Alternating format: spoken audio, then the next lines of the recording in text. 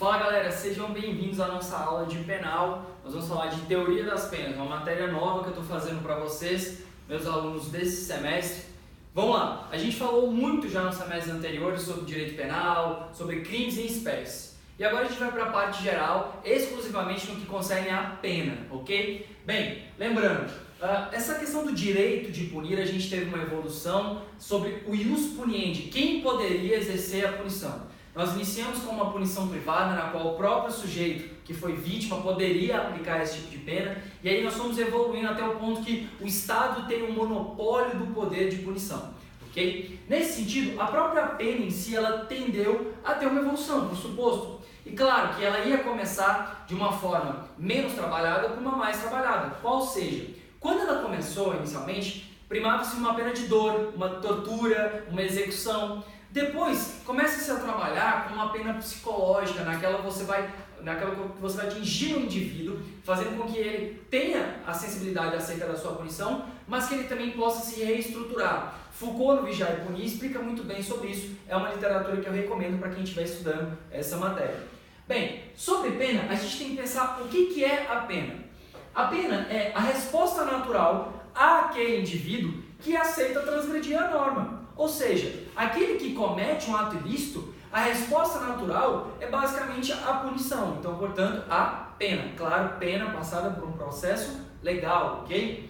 Também entendido como um mal proporcional. Quer dizer, a resposta ao mal injusto é a sensibilidade de fazer com que aquele que transgrediu a norma sofra também de um mal, mas um mal justo, correto, proporcional àquilo que foi feito. E por fim, é a demonstração do exercício do poder do Estado, que é justamente a aplicação do ius puniendi. Sobre os elementos constitutivos da pena, a gente pode pensar em três: elemento social, psicológico e ético. Sendo social, aquele de o Estado passar o recado para a sociedade no sentido, eu tenho o controle da ordem pública. Sobre o estado psicológico é para a sociedade no sentido de nós sabemos que o nosso direito vai ser salvaguardado, vai ser protegido e nós podemos viver em paz porque o Estado irá proteger e irá punir aqueles que transgredirem a norma. E o último é o fator ético, que diz o quê? Que o sujeito transgressor, o agente, ele tem que ter a pena como um elemento de reformação ética interna. Quer dizer, eu passo um recado, se tu transgride a norma, tu deve ter uma punição, e não só isso, tu deve refletir sobre isso, ok? Então são os três elementos constitutivos. Bem, sobre a finalidade, vamos falar de três teorias: retributiva, preventiva e eclética. Retributiva, a intenção é punir, manutenção da ordem pública. Preventiva, eu vou ter um em caráter geral para a sociedade e um em caráter especial para o agente. Sendo a geral positiva, justamente o recado da paz, da ordem, da apaziguação social. E o caráter negativo é o que Miguel Reale chama lá nas lições preliminares de direito de coação lícita. Quer dizer, a astúcia do direito é valer-se do veneno da força para impedir que ela triunfe. Ou seja, o Estado vai exercer a força no seu lugar. Ele vai exercer uma coação lícita para impedir que você, cidadão, transgrida a norma para ter o seu direito atingido. É por isso então que a gente tem os processos, tanto para cobrar alguém, quanto para ter uma punição acerca de um delito. Bem, sobre o caráter especial, ele vai ser voltado para o agente. Em que sentido? O agente transgressor vai ter tanto um caráter especial positivo quanto negativo.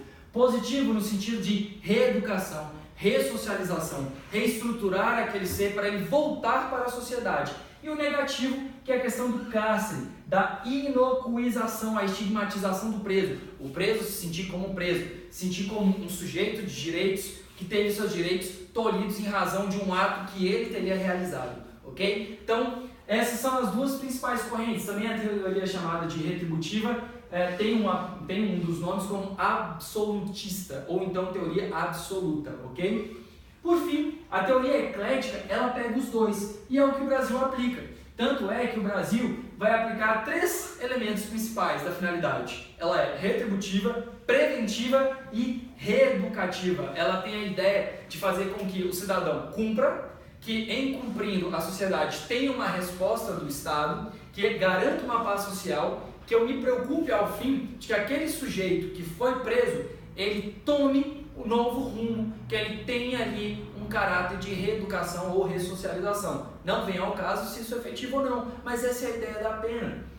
E aí eu coloco o tópico da justiça restaurativa porque é muito interessante, é algo novo, talvez tu devesse pesquisar, para ti que está pensando em fazer TCC, pesquise, é um tema muito legal. É a ideia de trazer um status anterior à prática delituosa, quer dizer, de como reparar aquilo. O professor diz um caso, imagina a pessoa que te furtou, e daí tu vai lá e tem uma composição com ela, fica cara a cara com quem realizou aquilo, e tu fala, faz o seguinte, me paga o que tu me causou de prejuízo e vamos ajudar a determinada creche. São composições acerca do dano.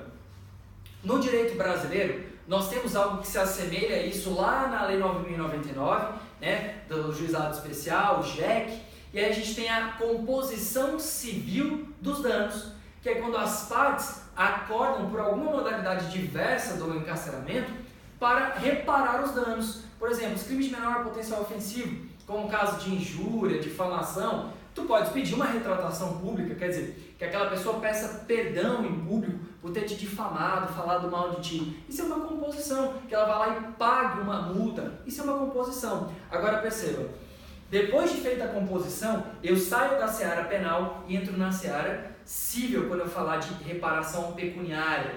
E aí eu tenho um título de cobrança sobre um valor. Então o direito penal não volta atrás para falar assim, como tu não cumpriu, volta para o direito penal. Não, vai continuar dentro da seara civil, ok? E essa é uma das críticas de alguns doutrinadores.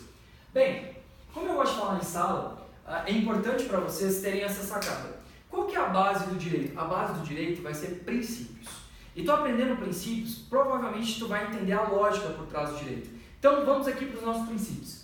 Princípio da legalidade. Não há crime sem lei anterior que o defina. Então, portanto, o tipo penal tem que trazer quais são os verbos, ele tem que trazer o núcleo, tem que trazer as condições e a pena. Porque se assim não fizer, eu não posso falar da existência de um tipo penal, ok? Então tem que seguir a lei.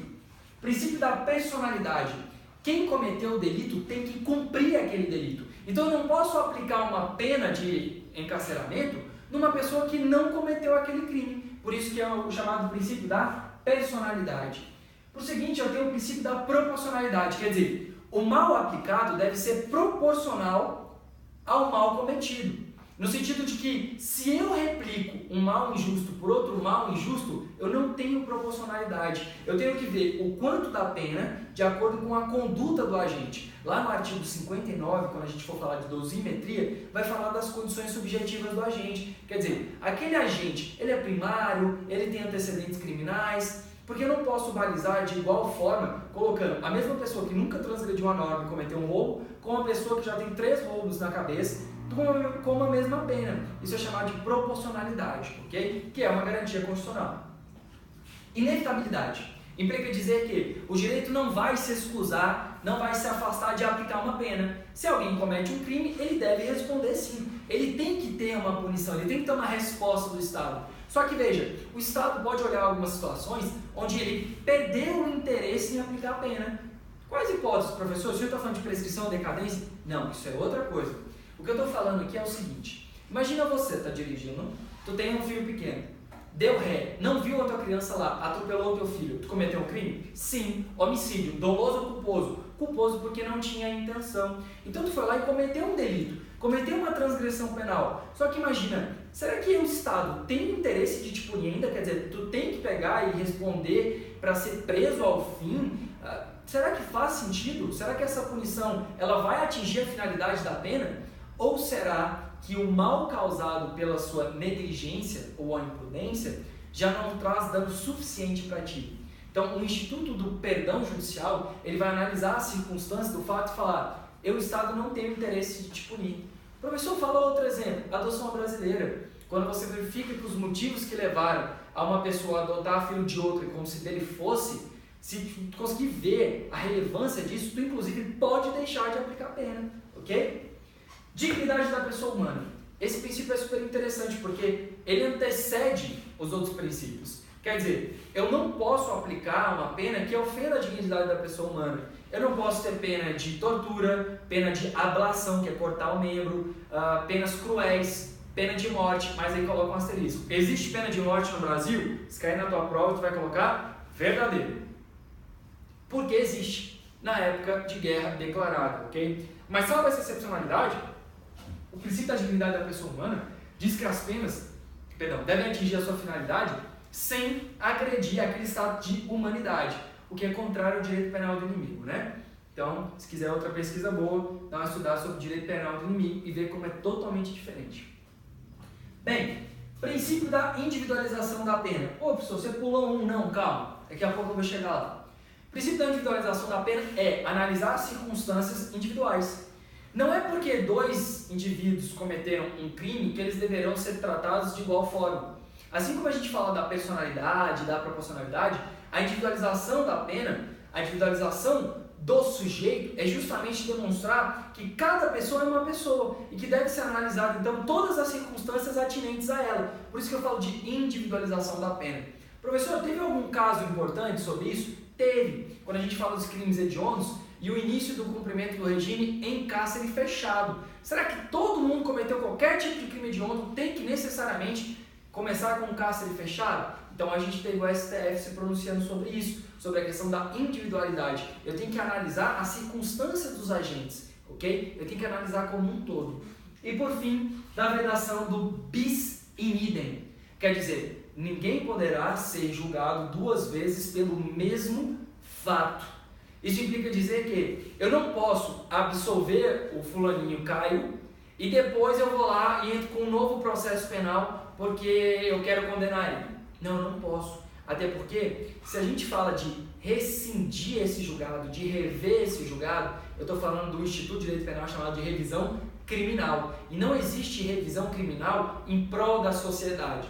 Sempre é pelo réu, ok? Então o réu vai lá e achou novos elementos para que ele fosse absolvido, aí cabe a revisão criminal.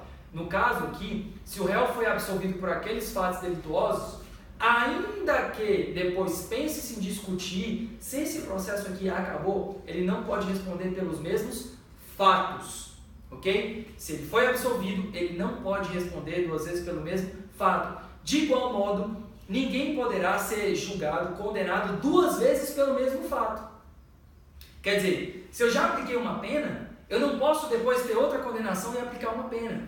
Tem um caso emblemático no Brasil, onde o sujeito foi condenado fora do país e foi condenado dentro do país. Primeiro dentro do país e depois veio uma sentença para ser homologada. Ele tinha duas sentenças condenando. Olha que coisa interessante. Nesse caso, ele se tornou muito famoso porque a segunda condenação foi mais branda. Só que o Brasil entendeu que como ele não poderia responder duas vezes o mesmo processo, ele não poderia ter duas penas, aquele segundo foi descartado. Então é a vedação do bis in idem, de responder duas vezes, de ter duas penas aplicadas pelo mesmo fato, ok? Bem, galerinha, espero que vocês tenham curtido, continuem os estudos e até a próxima.